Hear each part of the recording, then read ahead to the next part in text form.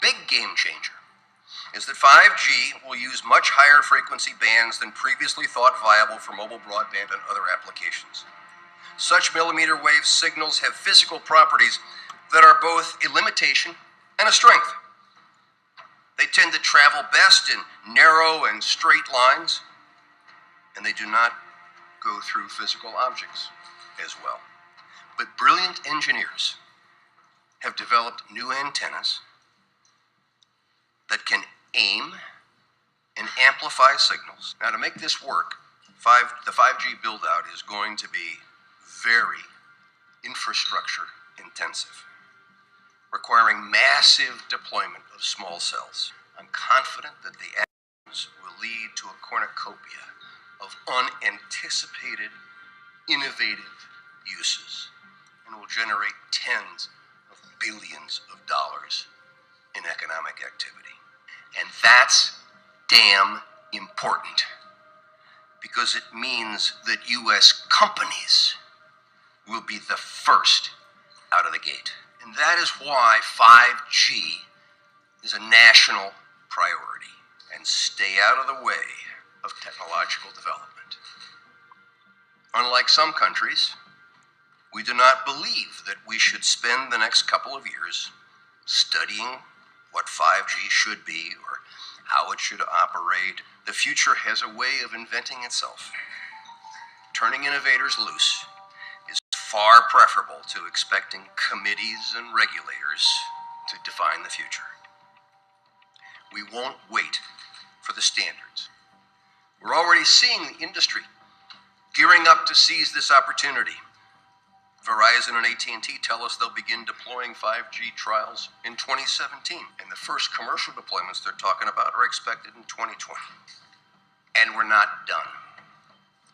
As part of our July 14 action, we also plan to ask for comments on opening up other high-frequency bands. Many of the high-frequency bands that we will make available for 5G currently have some satellite users, as well as some Defense Department applications, or at least the possibility of future satellite and defense users. This means sharing will be required between satellite and terrestrial wireless, an issue that is especially relevant in the 28 gigahertz band. But if anyone tells you that they know the details of what 5G is going to become, run the other way.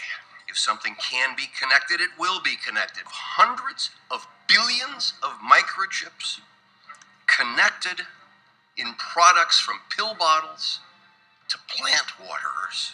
We must reject the notion that the 5G future will be the sole provenance of urban areas.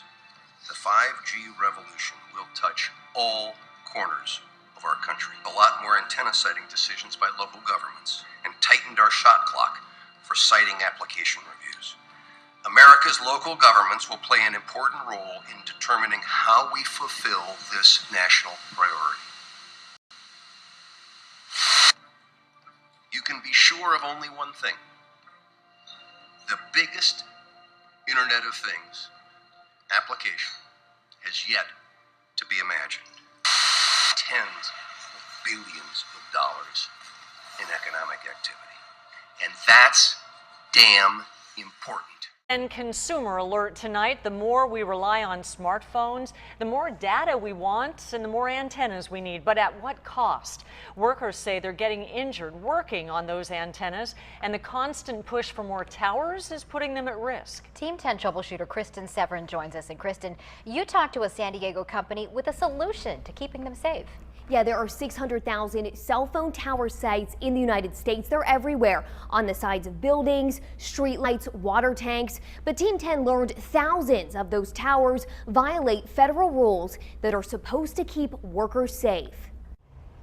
It hurts like how. Benjamin Rivas has worked on cell phone towers for 14 years. I was dealing with them day in and day out. He quit after an antenna that should have been powered down was still live. Physically burned my hand. The burn is a work injury you can see. You get burned on the outside, but internally it blisters. Other problems he said caused by the towers aren't as easy to spot. Depression, and I get headaches from time to time, and mood swings and stuff. Revis is one of 250,000 workers a year. An insurance rating agency said gets too close to these antennas. They act as an open microwave and can cause eye damage, sterility, and cognitive damages. What we're going to go do is I'm going to show you the invisible footprint of these potentially hazardous areas that workers don't see. Drew Fountain has a $20,000 meter that measures the RF frequencies. And the amount of power that really comes off a lot of these antennas. He co-founded RF Check, Talk about a San Diego company that tracks where every tower is in the U.S. there's 22. An RF frequency over 20% can injure people. Over 100% can burn someone. We're over the limit for the workers. Cell phone tower workers, roofers, painters, anyone that comes in contact with the antennas. I got a 150 reading this morning. Many tower sites have these signs. Does anybody even see these? Signs are dismissed by workers. This doesn't really say anything beyond this point. The law requires that the workers be made aware of these areas before they get near them, and that's not being done today. Since 1985, the FCC has required workers be made aware of these dangers, but doesn't say how to alert them. The FCC gave notice of a proposed rule change 2 years ago for the cell companies and site owners to figure out the how. Recognize what these are. Fountain said that hasn't happened. Phone providers are looking the other way and not protecting the little guy. From here to here is the RF danger zone. Fountain wants workers to know about these areas before they show up to any cell phone site. Fountain helped develop RF Check to do just that. The only comprehensive database of every wireless antenna in the nation. They're working with the FCC to get it used across the entire industry. Workers would check the tower sites before any job. RF Check would be paid for like E911. That's the fee we pay for emergency services, so you could see a few cents more on your cell phone bill, but they are still trying to figure out that exact amount. I'm Team 10 troubleshooter Kristen Severance. All right, Kristen. Cell phone towers a clear health hazard to citizens. Yes, say many individuals who've been diagnosed with cancer and who live in close proximity to cell phone towers. But the government is focused on the situation and has set a deadline for radiation from cell towers to be cut down by 10% by September. But is there still a clear health risk to citizens? That's our big focus this evening on India Decides. Just a year back, Sanjay and Pramod Kashliwal led normal, healthy lives in Jaipur. Today, both are fighting for their lives after being diagnosed with brain cancer within 4 months of each other. Was this a bizarre coincidence, or is there a direct link between their condition and the 3 cell phone towers which have been installed just a few feet away from their house? Then I filed an application under RTI to find out if these towers were authorized. They are very categorically written in that reply to my RTI letter that these are unauthorized. And then I met Mr. Milind Devda in Delhi, who is Minister for DOT, and there I was told that if these are unauthorized, they have to be removed. Yet no action taken by the government. In just the last 1 week, the Delhi High Court has taken cognizance of 2 petitions made by citizens with concerns on cell phones and tower radiation. The court wants government agencies to take steps to reduce health risks from these tower radiations, respond to the petitioner's plea. The court also wants to know should companies that run cell phone towers display warnings. Cell phone operators in the country say India is well within the prescribed global standards for emission. So nothing that we've seen from a credible, scientifically based study or analysis. We hear anecdotal evidence, but nothing that is scientifically based. And this is consistently what we've been hearing from the World Health Organization, ICNIRP, all of the credible governmental bodies have consistently said the same thing. No credible evidence. But Matthew's views are questioned by those convinced of the dangers. They say the WHO study in 2000 shows that those who use cell phone for 2 hours a day have a risk of brain tumor. The Cell Phone Association of India says the study is non-scientific.